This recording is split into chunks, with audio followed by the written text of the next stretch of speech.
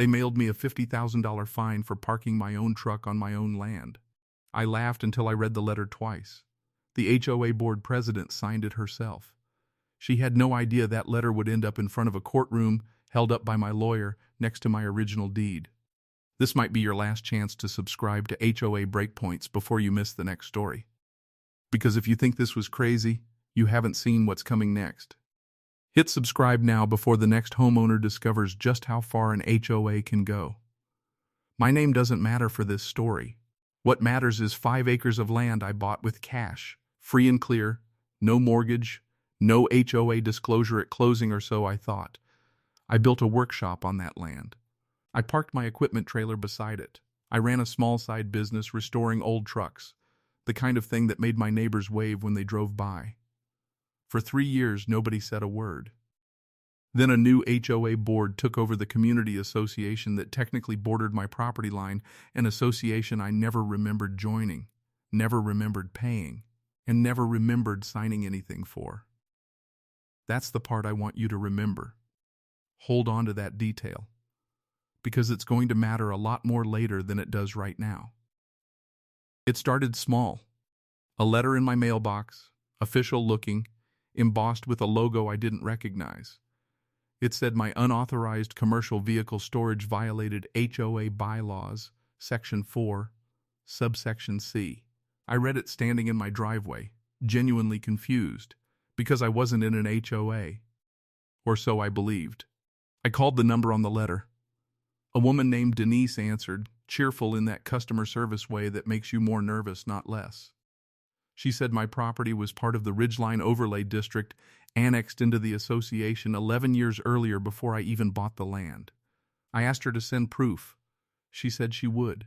She never did. That's loop number 1. Keep it in your back pocket, because that missing proof is about to become the most important piece of paper in this entire story. I ignored the first letter, thinking it was a clerical mistake. Big mistake on my part. 2 weeks later, a second letter arrived, this one from an actual law firm representing the H.O.A. board. It cited continuing violations, unauthorized business operation on residential zoned overlay property, and a fine schedule that started at $500 a day, retroactive to the date of my first offense. Retroactive. For 11 years of a business they never once mentioned before. The number at the bottom of that letter made my stomach drop. $50,247. $50,000 for parking a trailer. On land I owned outright.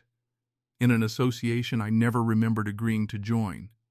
I want you to sit with that number for a second, because when HOA boards overreach like this, it's rarely about the rule.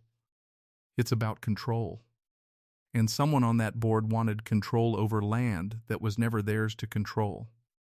But here's what the HOA board didn't know. They didn't know I'd kept every document from the day I closed on that property. Every single page. And buried in a manila folder in my filing cabinet was something that was about to turn their $50,000 fine into their biggest legal mistake. I decided to show up to the next HOA board meeting in person. I brought my folder, I brought a voice recorder, and I brought a calm I didn't fully feel. The board president, the same woman who signed my fine notice, barely looked up when I sat down. She read from a script about community standards and protecting property values. I let her finish. Then I asked one question. Can you show me the recorded annexation document that places my parcel inside your association's boundaries? Silence. She said the documents were on file and would be provided upon request. I told her I'd already made that request to Denise 3 weeks earlier. Nothing had arrived. Board members shifted in their seats. Someone whispered. The treasurer suddenly became very interested in his coffee cup.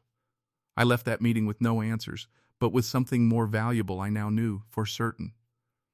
That they didn't have proof either. And that meant the fine wasn't just aggressive. It might be completely illegitimate. I hired a real estate attorney the next morning. Not a big firm, just someone sharp, local, and used to dealing with HOA disputes. I handed her my folder. She flipped through it for maybe 10 minutes before she stopped cold on one page. "Where did you get this?" she asked. It was my original deed. The one from closing day, 11 years earlier. The legal description on that deed placed my 5 acres in a completely separate parcel classification, one explicitly outside the ridgeline overlay district boundary lines recorded with the county. My attorney pulled the county's official plat map that same afternoon.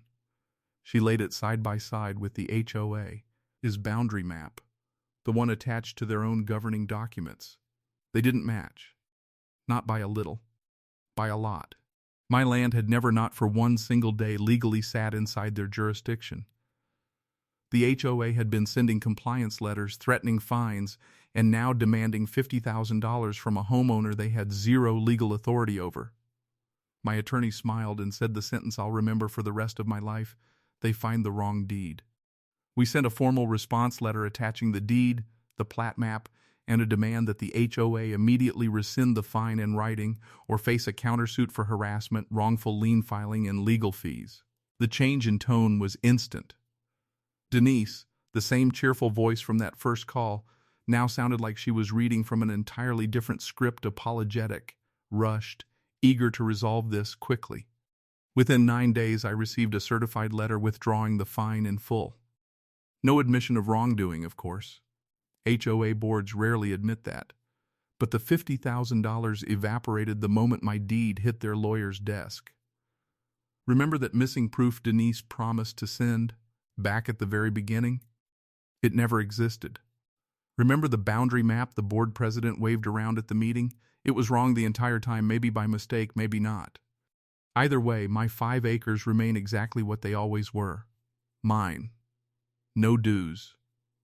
No violations. No jurisdiction. Just a deed, filed correctly 11 years ago, that an H.O.A. never bothered to check before threatening to bankrupt a homeowner over a trailer. Sometimes the most powerful thing you can own isn't a truck, or land, or even a lawyer. It's paperwork. Proof. The receipts nobody expects you to still have. If you think a $50,000 fine over a parking trailer is outrageous, wait until you hear what one HOA tried to do over a homeowner's mailbox color and how far they went to enforce it. That story is coming next, and it gets worse before it gets better. Subscribe to HOA Breakpoints now, because next time, it might be your street they're watching.